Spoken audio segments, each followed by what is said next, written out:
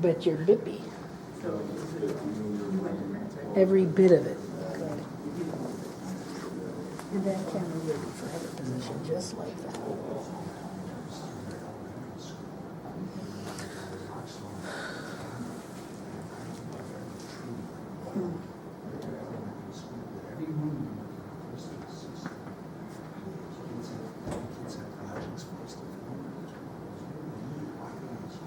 Well, I suppose if you wanted to press charges, you could take that in as evidence.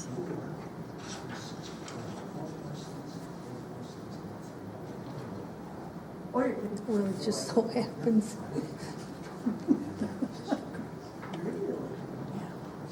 And it really could. Yeah. So I have a lot of questions to ask. Extra. Just in time. Yeah.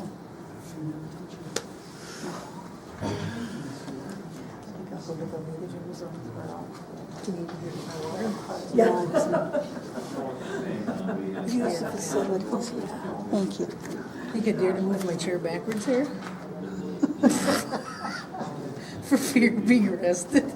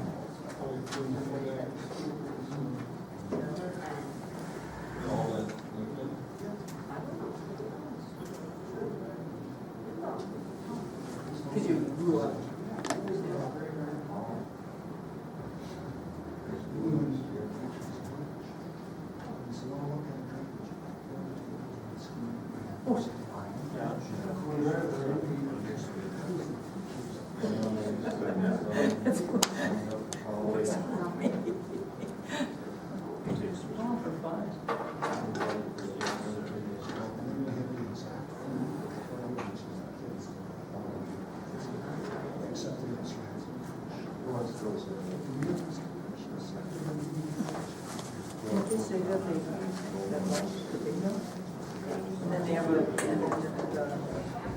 it's later in the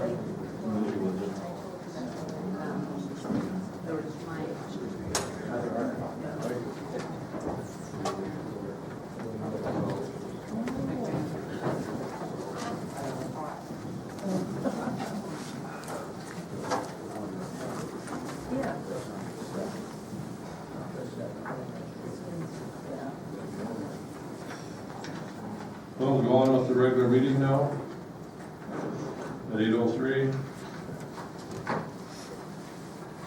This consent agenda consists of the Airport Commission minutes, June and July 2013 received, Economic Development Authority minutes, April and July 2013 received, Energy and Environmental Committee minutes, May 2013 received, Grant, Department of Natural Resources, Radio Fire Department approved. Grant, Laura Jane Motherfund Youth Task Force accepted.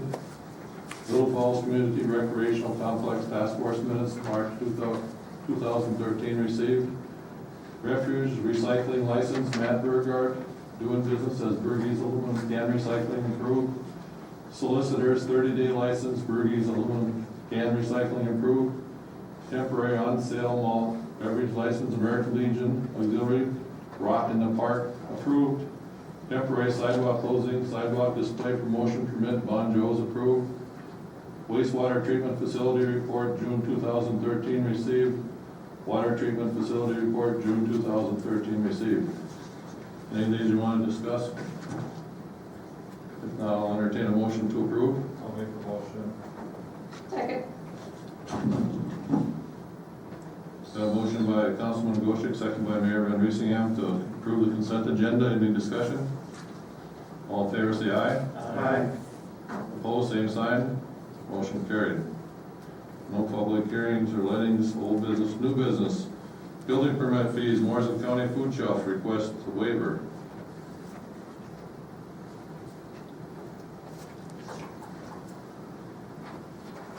This, as discussed in the earlier meeting, under Minnesota Statutes 465-1039, it is possible to gift to organizations distributing food. The suggestion or discussion at the meeting was a request to gift to the food shelf the value of the building permit fee, which was $793. I suggested at the meeting, if you're inclined to go ahead and make such a gift, is to adopt a motion approving the gift of the value of the permit fee to the food shelf, subject to the approval of the city attorney. What's the wish of the council? I'll make that motion. Second.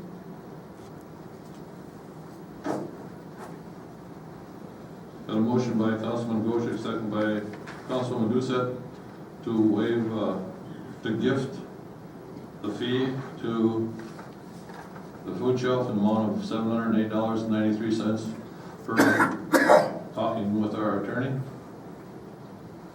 Any discussion? All in favor say aye. Aye. Opposed, same sign. Motion carries. See, we did resolution. Airport Commission recommendations, authorize professional service agreement task order number 2012-03 Meeting Hunt Airport Improvement Project. Jerry? Thank you, Council President. This task order is a part of the North Ramp Rehabilitation Project. Basically, a bituminous, taking out all the old bituminous and bringing a new base and new bituminous surfacing when it's done. We had approved task order 2012-02, which was the design for the engineering services at an earlier meeting. And looking through our minutes, we have not approved the construction services, which will be not to exceed $18,718. So we need council approval for this task order, which would approve the engineering construction fees for that project. This money comes out of where? Comes out of the grant from the FAA money, and 10% will come out of the local share, which we budgeted for. Okay.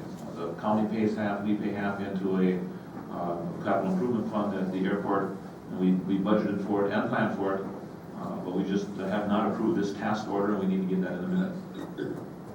What's the wish of the council? Mr. President, I so move. Second. Got a motion by Alderman Crowder, second by Mayor Van Riesingam to authorize a personnel service agreement for the task order number 2012-013-03 for Mead Hunt for the airport project. Any discussion? All in favor say aye. Aye. Opposed, same sign. Motion carries. Resolution 2013-21, Office of Aeronautics Maintenance and Operating Grant, Little Falls, Morrison County Airport. Thank you again, Council President. Actually, at your last meeting, we approved having you sign this grant when we got it, but it has to be done by resolution. So you're approving the same thing as you did at your last meeting, except this is Resolution 2013-21. Okay. This is the operation and maintenance grant for the airport. Every year, the airport, the state will contribute a portion of the operation and maintenance, the O&M costs out at the airport. This agreement is for a 2-year cycle. We approve them every other year, and then we apply to the state, telling them how much our operation and maintenance costs are out there, and they will reimburse us a proportionate share up to, I believe it's $26,288. You can tell I didn't do this one. What's the wish of the council? Mr. President, I move resolution 2013-21 be approved. I'll second it. Thank you, Laurie. We got a motion by Alderman Crowder, second by Councilman Goshek for resolution 2013-21. Any discussion? Roll call, please. Bushek? Yes. Hanford? Yes. Van Risenham? Yes. Yes. Yes. Doucette? Yes. Zilka? Yes. Williams? Yes. Crowder? Yes. Resolution 2013-21 passes. Audit service, Werner and Company. Our current agreement for auditing services expired with the 2012 audit. Schwanner Winter has sent us a proposal for audit services. They have 2 options. One is a 3-year and one is a 5-year. Staff would recommend that we would go with a 5-year arrangement. Starting based on a 2013 audit is at $35,000, and after year 5, it would be at $37,500 for the base. Under the 3-year agreement, the first year is at $35,500, and the third year is at $37,500. We had a good experience working with Schlenner Wenner. It's nice to have a local presence as a part of our audit, so we would recommend that we would do the 5-year agreement. And then there are extras for, the TIF reports. If we have to do a single audit, if we have enough federal money, we're required to do a single audit, that's additional. They help with the management discussion and analysis, the MDA. So those are extra charges, and that's common. We've had that in all of our. The TIF reports, I know we discussed that when they did the audit presentation this year. The TIF reports were a required part of the audit. The last year or two, they are no longer required as a part of the audit. We do, pay an additional fee to have them as a part of the audit. Before, when we did our TIF reporting to the state, the TIF reports that we sent to the state would balance to what's in the audit. The way we report now, they changed the reporting. It doesn't balance anymore. It doesn't match it. It balances. It doesn't match. The reporting is different. So it isn't as important from our perspective to have those TIF reports in there. Again, if they do charge an additional $1,000 a year, to have those reports in there. So I guess that's up to the council if they want to continue with those TIF reports as a part of the audit. Thank you, Lori. What's the wish of the council? Mr. President, I move that we do the 5-year agreement with Schlenner Warner, and I would say not to do the TIF.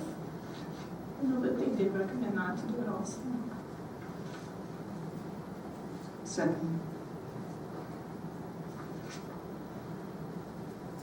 Got a motion by Mayor Van Riesingam, second by Councilwoman Doucette to approve the 5-year auditing with Schlenner Winter and Company and discontinue the TIF reporting. Any more discussion? What are the charges this year, or previous year, or 2000?